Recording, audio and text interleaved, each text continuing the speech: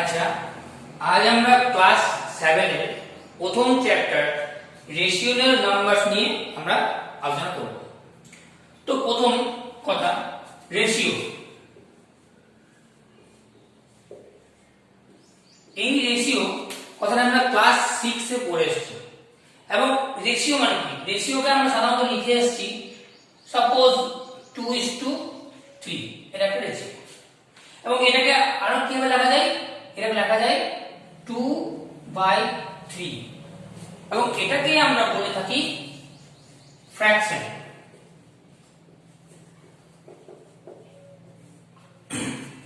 এবার এই যে ফ্র্যাকশন 2/3, তো এই ফ্র্যাকশনের মানে আমরা কিন্তু সবাই জানি, মোটামুটি সবাই জানি, কারণ ফ্র্যাকশন আমরা অনেক আগে থেকে পড়েছি। সাপোজ 2/3 যদি এই একটা পুরোটা একটা সিম্পল একটা লাইন, ঠিক আছে? তো এই পুরো লাইনটাকে এই যে 2/3 মানে নিচে যেটা থাকে সেটা দিয়ে আমরা প্রথমে ভাগ করতে হবে, 3 ভাগ করতে হবে। ক্লিয়ার? তাহলে 2/3 আমার যদি ফ্র্যাকশনটাকে যদি আমি একটা লাইনের মধ্যে রিপ্রেজেন্ট করতে হয়, তাহলে প্রথম কথা আমাকে নিচে যেটা থাকে সেটাকে দিয়ে লাইনটাকে ভাগ করতে হবে। এবং তারপরে এই যে ওপরটা বলা হয় নিউমারেটর, যেটা বলা হয় ডিনোমিনেটর। তো নিউমারেটর কি আছে? 2, তাহলে 1 2, এটা হচ্ছে 2 পার্ট। তাহলে এই 2/3 এই পয়েন্টটাকে যদি আমি একটা লাইনের মধ্যে রিপ্রেজেন্ট করতে চাই, তাহলে সেই জায়গাটা হবে আমার এইখানে 2/3। ঠিক? তাহলে খুব ভালো করে আমরা এটা দেখতে পাচ্ছি যে কোনো একটা ফ্র্যাকশনকে বা রেশিওকে আমরা কোনো নাম্বার লাইনে কোনো পার্টিকুলার পয়েন্টে সেইটাকে আমরা রিপ্রেজেন্ট করতে পারছি।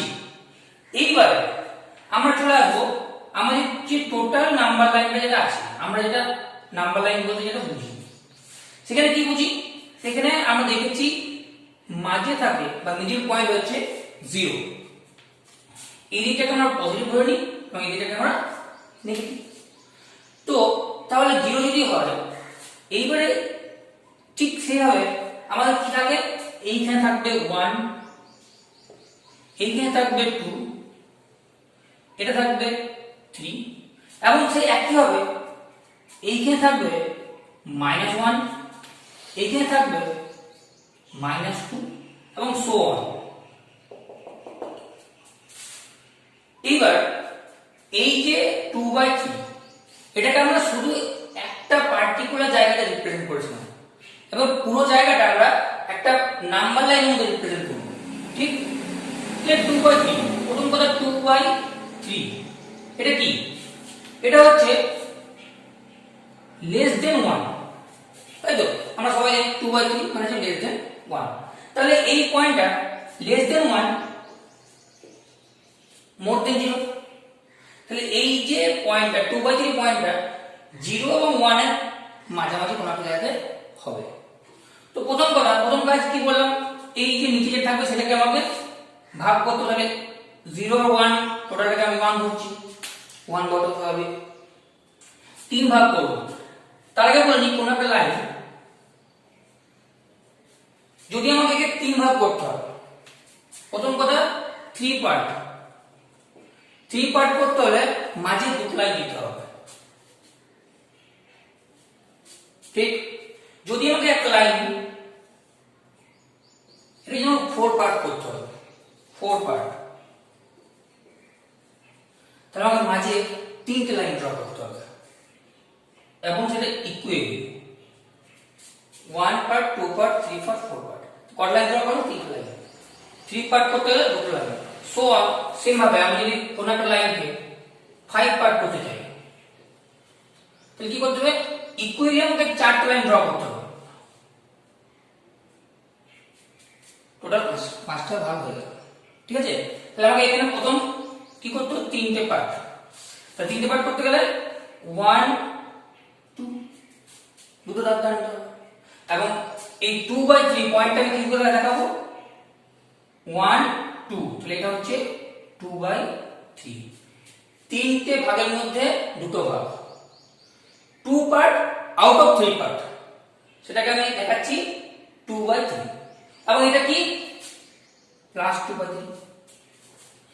তাহলে আমরা খুব ভালো করে দেখব এবং দেখেওছি যে এই যে ফ্র্যাকশন যতদিন এতদিন পর্যন্ত যে 6 ক্লাস পর্যন্ত আমরা ফ্র্যাকশন যে পড়ে এসেছি সেখানে আমরা দেখেছি সমস্ত পজিটিভ দেখে এসেছি যে ফ্র্যাকশন ইজ অলওয়েজ পজিটিভ, কখনো ফ্র্যাকশন আমরা নেগেটিভ দেখিনি, কারণ নেগেটিভ ফ্র্যাকশন আমরা হয় না।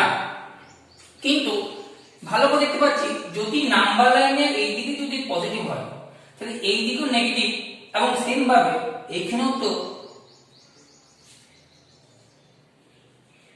এই পয়েন্টটাকে যদি এইখান থেকে যেমন এটা হলো +2/3 এখানে হতে পারে -2/3। ঠিক, তাহলে আমরা 7 ক্লাসে এসে পরে কি দেখতে পাচ্ছি যে যেমন ফ্র্যাকশনের ক্ষেত্রে পজিটিভ হচ্ছিল, পজিটিভ 2/3 হচ্ছিল, এইখানে নতুন একটা নাম্বার পাচ্ছি, সেটা হচ্ছে কি -2/3 -1/3, এবং এই জায়গাটা কি, এই জায়গা হচ্ছে -3/3, আর যার জন্য কি হয়েছে -1, তাই তো? তাহলে দেখো যে আমরা যেমন পজিটিভ পেয়েছি ঠিক সেরকম নেগেটিভও পাচ্ছি, কিন্তু এই যে নেগেটিভ যেটা পাচ্ছি সেটার কোনো পার্টিকুলার নাম আমরা এখন পর্যন্ত জানি না, এবং সেই নামটাই আমরা জানবো রেশিওনাল নাম্বার। কেন বলছি রেশিওনাল নাম্বার? কারণ এই যে -2/3 যে পয়েন্টটা পেলাম, -2/3 যে পয়েন্টটা পাচ্ছি, সেই পয়েন্টটা কি, সেটা তো কারণ রেশিও, সেটা বলতে পারি যে -2:3 বলা যেতে পারে। তাহলে এই যে -2/3 এটাও কোন নাম্বারের রেশিও, এবং সেটা কোন নাম্বার রেশিও, -2 এবং 3 রেশিও। ঠিক, তাহলে আমরা এই যে যে কোনো নাম্বার, এটা হোক বা এটা হোক বা 3, 3, 4 any number is called rational numbers।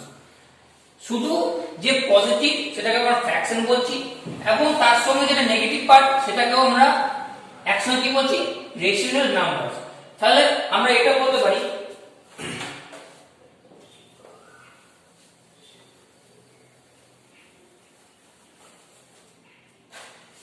যে রেশনাল নাম্বার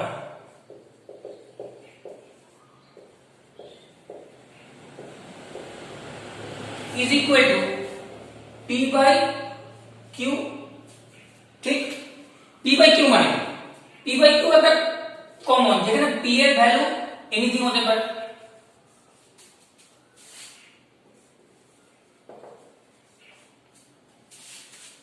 and q এর ভ্যালু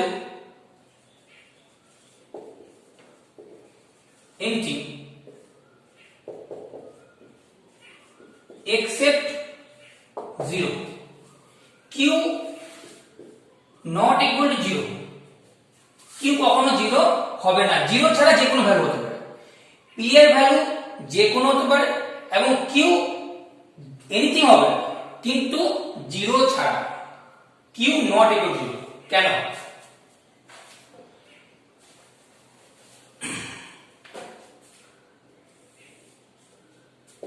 এর নাম্বার লাইন এবার আমাকে বললো এখানে p/q, তো p/q একটা রেশনাল নাম্বার।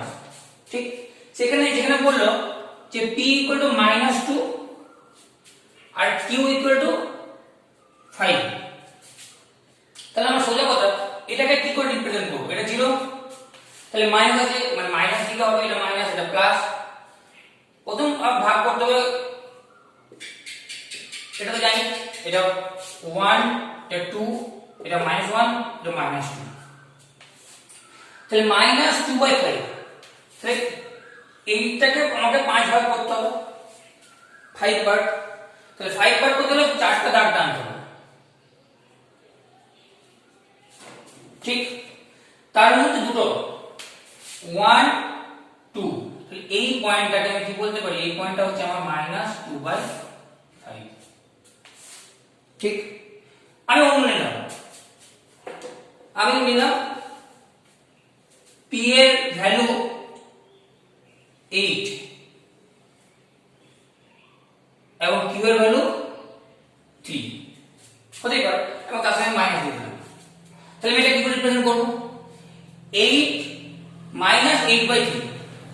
কাজ আমাকে যা হবে এটা আমাকে মিক্স ফ্র্যাকশনে কনভার্ট করতে হবে। কি করে করব আমরা জানি,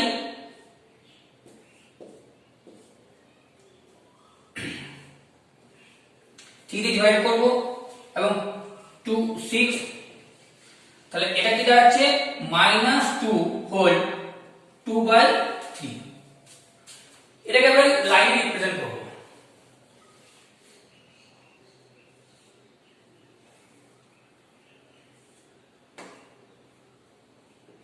তাহলে এখানে আমি কি দেখতে পাচ্ছি যে এইটা এই যে -2 হয়ে যাচ্ছে, -2 হোল, তাহলে -2 তো হচ্ছে।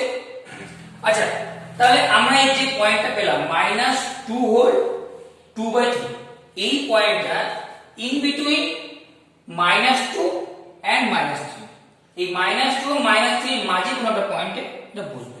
কেন? কারণ অলরেডি -2 এখানে হয়ে আছে। তাহলে -2 আমি -2 কে ক্রস করব এবং তারপরে 3 পার্ট, তো 3 পার্ট করতে আমাকে দুটো দাগ টানতে হবে।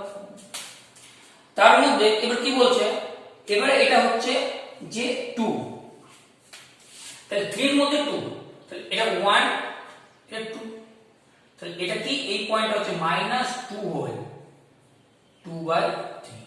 এবার এটাকে আমি এভাবে লিখতে পারি, বা এটা যে প্রথমে যেটা কোশ্চেন ছিল কি -3 8/3, তো সেটাও লিখতে পারি -8/3।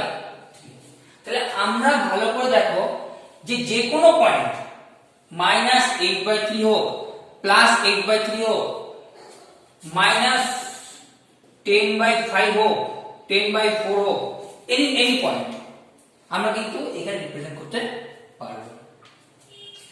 এবং এখানে যে পয়েন্টটা বলেছিলাম যে p এর ভ্যালু যে কোনো হতে পারে এবং q এর ভ্যালু যা কিছু হতে পারে, শুধুমাত্র q এর ভ্যালু 0 হবে না। কেন 0 হবে না?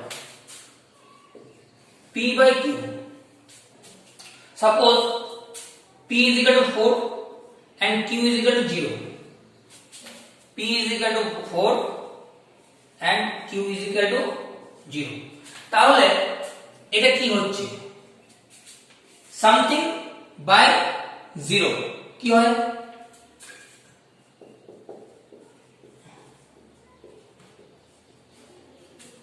কি হয় indefinite.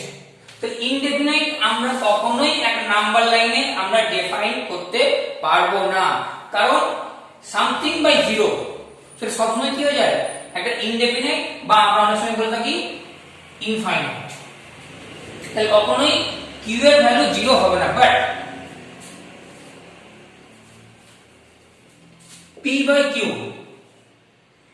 p is equal to 0 and q is equal to 4, p 0 q 4 is equal to 0, 0 কিন্তু নাম্বার লাইনে আছে, 0 কিন্তু নাম্বার লাইনে আছে। তাহলে আমরা p এর ভ্যালু 0 নিতে পারি, কিন্তু q এর ভ্যালু কখনোই 0 হবে না, কারণ q এর ভ্যালু 0 নিলে সেটা কি হয়ে যাবে, ভ্যালুটা ইনডেফিনাইট,